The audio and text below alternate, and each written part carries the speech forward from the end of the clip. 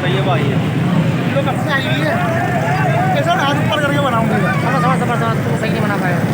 पहले ना लंबा ना दे उधर नहीं दे आवाज़ कर रहा है। लियाकताबाद डाकने पर MQM पाकिस्तान के कैंप पर जो है ना आवाम ने हमला कर दिया है। आवाम जो है गालियाँ दे रही है और जो धक्कम पेल कर रही है। ये लियाकताबाद डाकना है, ये जो MQM पाकिस्तान का कैंप है, इस पर जो है आवाम ने जो हमला कर दिया है। ये आप लोग देख सकते हैं।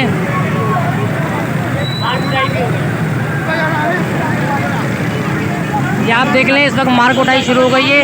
लियाकताबाद डाकना है, MQM पाकिस्तान का ये इस्तकबालिया कैंप लगा था। यहाँ पर जो आवाम ने हमला कर दिया है।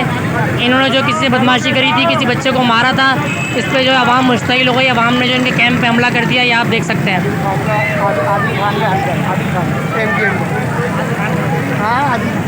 ये आप देख सकते हैं लोग किस तरीके तलवारें हिला रहे हैं। डंडे लिए मैं